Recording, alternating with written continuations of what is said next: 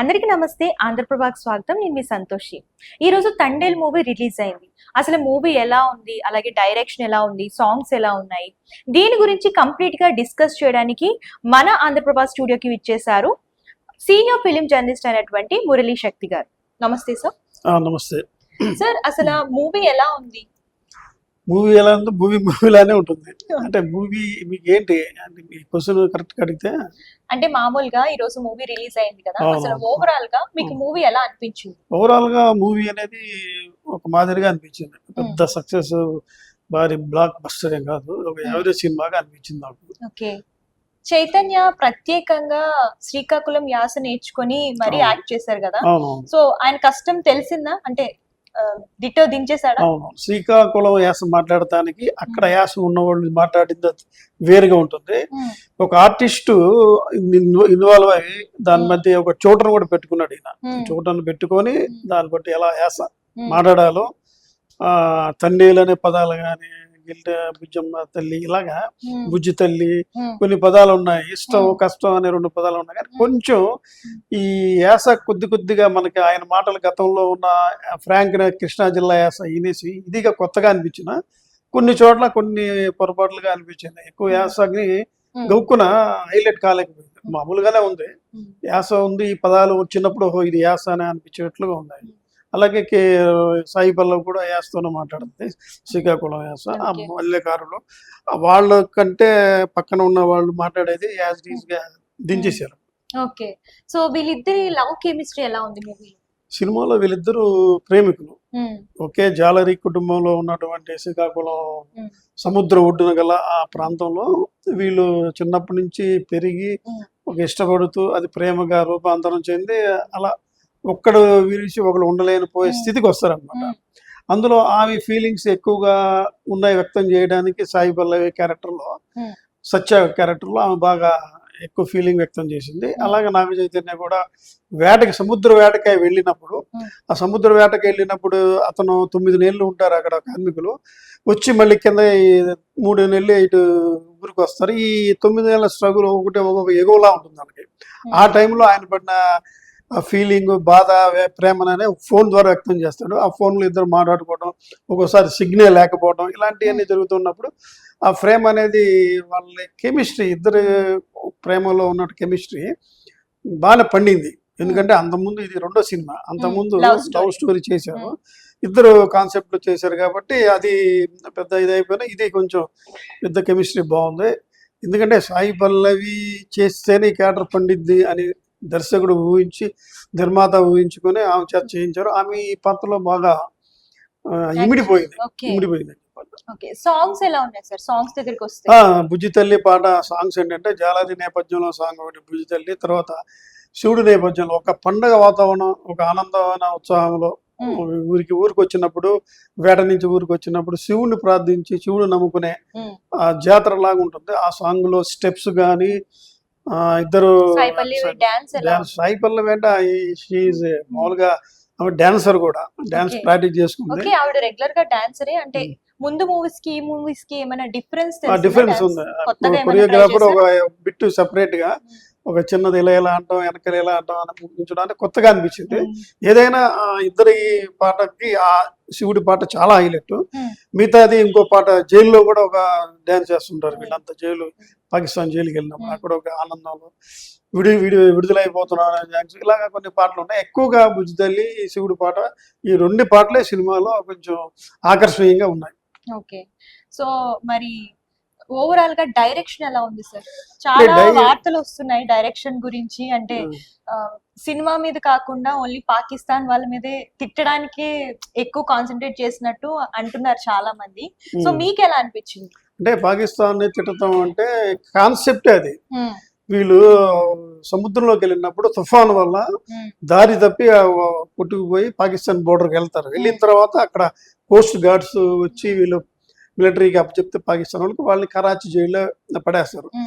వెళ్ళిన తర్వాత అక్కడ ఏమైంది, అక్కడ సిచ్యువేషన్స్ ఎలా ఉన్నాయి, అక్కడ పాకిస్తాన్ జైలు అంటే చాలా క్రూరంగా ఉంటాయి. అక్కడ టెర్రరిస్టులు కూడా ఉంటారు. వాళ్ళతో వీళ్ళని మిళితం చేయటప్పుడు ఉన్న యావిగేషన్స్, పాకిస్తాన్ ఇండియా నుంచి హిందుస్థాన్ అనగానే వాళ్ళు యారిగెంట్ అయిపోయి మన జాతీయ పతాకాన్ని కానీ మన ఇండియన్స్ కానీ తిట్టడం, మేము ఎలా ఉంటామో తెలుసు పాకిస్తాన్ అనేసి మన జెండాని వాళ్ళు తోడలాడుతూ యూరిన్ పోసే టైం ఆ సిచ్యువేషన్ దాకా తీసుకెళ్తారు. ఇవన్నీ ఏంటంటే ఇవన్నీ చూపించేసరికి అక్కడ దేశభక్తి ఉప్పొంగేలా కొన్ని సన్నివేశాలు పెట్టాడు. అవి ఇంకా మంచి గట్టిగా పెడితే బాగుండేది. యాక్చువల్గా పాకిస్తాన్లో ఉన్నటువంటి మన ఈ జాలర్లు కానీ వీళ్ళు కానీ చాలా చిత్రహింసలు పెడతారు, చాలా కథనాలు కూడా వచ్చాయి, రకరకాల హింసలు పెడతారు. జీవితం మీద విరక్తి కలిగిద్ది అనే సినిమా కూడా అనేటట్టు చూపిస్తారు. ఇప్పుడు అంతకుముందు ఇదే కాన్సెప్ట్ కొంచెం నేపథ్యం వేరే, టెర్రరిస్టులు కిడ్నాప్ చేసినప్పుడు రోజా సినిమాలో అరవింద్ స్వామిని కిడ్నాప్ చేసినప్పుడు అందులో ఆమె చేసిన హీరోయిన్ చేసినటువంటి మధు ఆమె ఏంటంటే స్ట్రగుల్ చేస్తుంది. ఆమె భయము, ఫియరు, ఆమె వాళ్ళ ఆఫీసర్స్ అడగటం, ఇవన్నీ ఏంటంటే చాలా హైలైట్ గా ఉంటాయి. అది చివరికి టెర్రరిస్టులు ఇన్ని విడిచేస్తారా, ఇన్నే పంపిస్తారా లేదా అనేది ఒక యాంగ్జైటీగా ఉంటుంది చూసేవాడికి, ఇంట్రెస్ట్గా అరే ఏం జరుగుతుంది.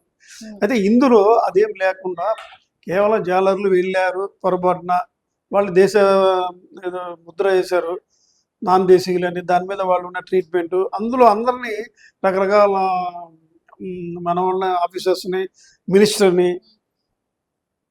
సెంట్రల్ మినిస్టర్లు అందరితో ఫోన్ చేయించిన తర్వాత వాళ్ళు బయటికి విదిలే క్రమంలో అందరిని రాయకుండా ఒకళ్ళు ఆపేస్తారు. ఎందుకు ఆపారు? ఆపడం వల్ల అతను పడ్డ తర్వాత హీరో ఏం చేశాడు అనేది ఇందులో పాయింట్. అదేంటంటే అది అక్కడ కొన్ని డైలాగ్స్ ఉంటాయి. ఆ డైలాగ్స్ లో చివరికి ఏంటంటే పాకిస్తాన్ అతను కూడా మొత్తానికి సాధించాడు రా, ఈజ్ రియల్ తండేల్ అని హీరోను పొగడడం, ఇవన్నీ కొంచెం ఇదిగా అనిపించింది. అంటే పాకిస్తాన్ తిట్టడం కాకుండా పాకిస్తాన్ కూడా ఇండియన్ పొగినట్టు చూపించాడు. అక్కడ పాకిస్తాన్ తిట్టాలంటే ఈ కథలో కొంచెం ఇంకా డెప్త్ గా వెళ్ళాల్సిందే. ఇది యాక్చువల్గా ఇది జరిగిన కథ అని చెప్పారు. అందులో అప్పుడు ఉన్న సిచ్యువేషన్స్, అంటే దీనిలో ముఖ్యంగా ఏముందంటే ఆర్టికల్ 370 కాశ్మీర్ మాది అని అనుకుని పాకిస్తానీలకు ఆర్టికల్ 370 రద్దు చేస్తూ సెంట్రల్ గవర్నమెంట్ తీర్మానిస్తుంది. అది పబ్లిష్ అయిన తర్వాత అక్కడ పడిన బాధలు, వీళ్ళని అప్పుడు దాకా మాదే అనుకున్నప్పుడు హిందువులకి ఇది తగ్గుతుందా అన్నప్పుడు టెర్రరిస్టులు కానీ పాకిస్తాన్ ఖైదీలు కానీ ఎక్కువగా ఈ ఇండియన్స్ మీద, ఖైదీల మీద ఫోకస్ చేయడం, ఇదంతా కొంచెం దాన్ని మిళితం చేసుకున్నాడు కథలో 370 ఆర్టికల్. అది ఇంకా డెప్త్గా ఇంకా ఎక్కువ చూపించాల్సింది. యాక్చువల్గా ఇందులో చెప్పాలంటే దోషులు ఎవరో లేదు, వీళ్ళు గాడి తప్పి డైరెక్షన్ తుఫాను వల్ల తప్పిదం వల్ల ఇటు వచ్చేసారు.